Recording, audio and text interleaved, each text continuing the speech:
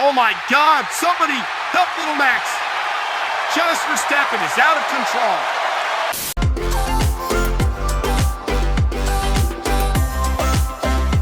Hello and welcome to the Miami Grand Prix weekend review.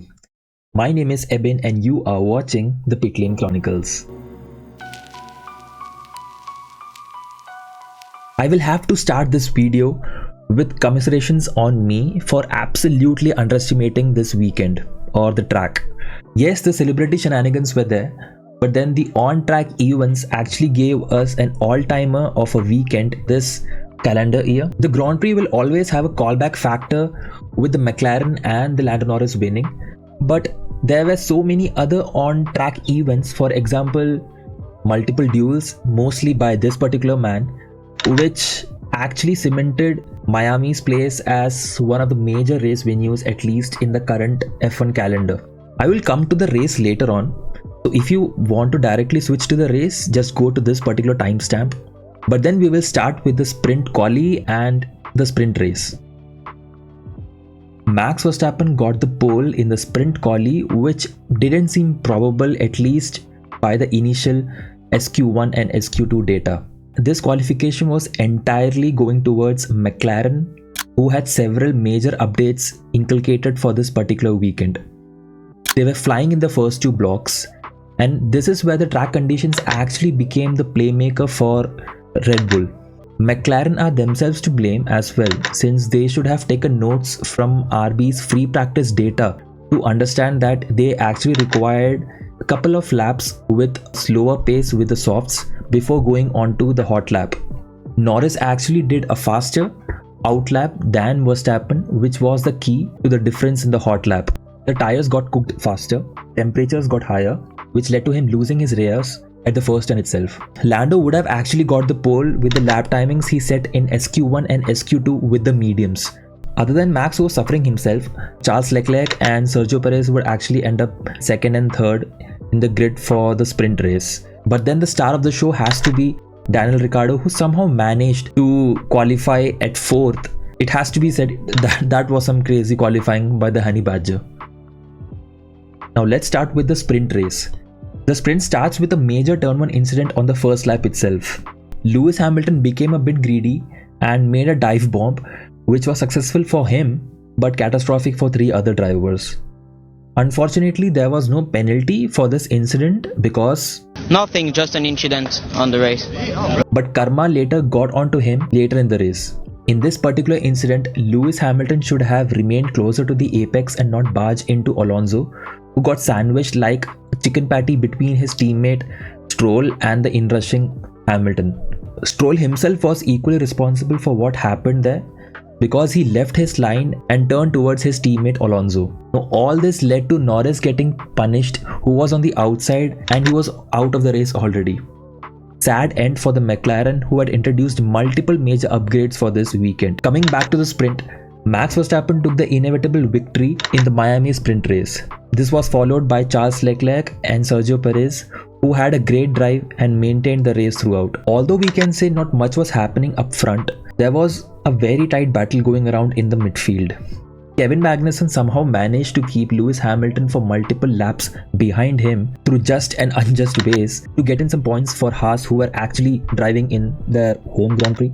But then the craziest result has to be for Daniel Ricciardo, who managed to keep Carlos Sainz behind him for 16 laps, which has to be outstanding considering the huge difference in car performance between the two.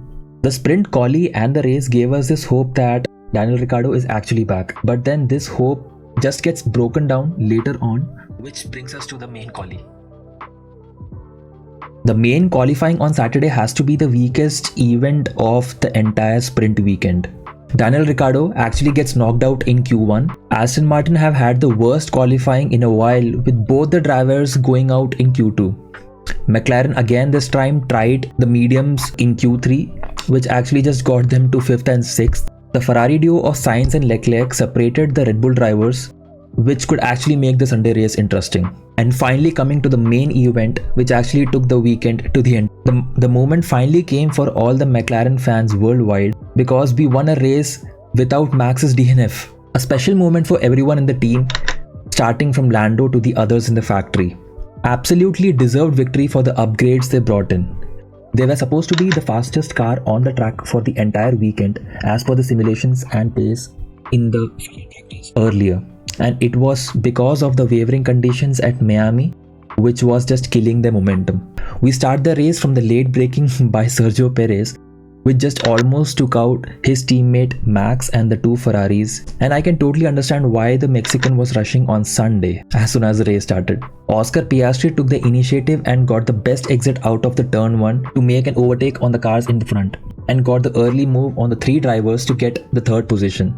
He had the race pace, which was evident since he was keeping Max Verstappen just 3 seconds ahead of him and for the entire first stint after overtaking Charles Leclerc on the DRS. Mind you, Piastri did not even get the full upgrades that his teammate Lando Norris got, which actually shows how even the driver pairing at McLaren is. And I will have to say this is probably the best driver pairing on the grid. He was on the course to get a podium for the team, but then came the safety car which got him ahead of Sainz, with whom he had a tug of war, which led to an evident loss for Oscar, leading to him finishing outside top 10.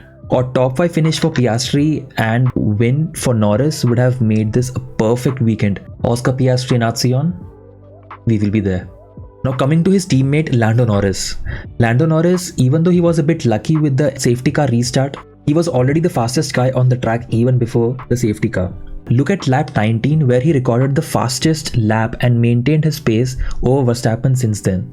This victory was actually fulfilling for many McLaren fans because it was not a one-off victory like Ocon or Ricciardo in their respective wins from previous seasons. McLaren have actually developed a car which can actually take the fight to Ferrari and the Red Bull. This feels even more sweeter considering both Lando and McLaren had to face huge amount of trolling after the Sochi incident. But then the entire credit goes to this one man called Mr. Andrea Stella, who has completely changed the team in the last 1 year. I mean, just look at the transformation they have had in just 1 year, because they had finished 17th and 19th at the same track last year. Other than McLaren, the biggest winners of the weekend for me would be Mercedes, who finally showed some pace and were able to see the rear of Red Bulls and Ferraris for the longest duration this year. That in my opinion is an improvement considering where they were earlier. Yuki Tsunoda has to be the pick of the midfield for sure. He has done everything right this year to put the Visa Cash App car among points. His future seems pretty safe going into the next year.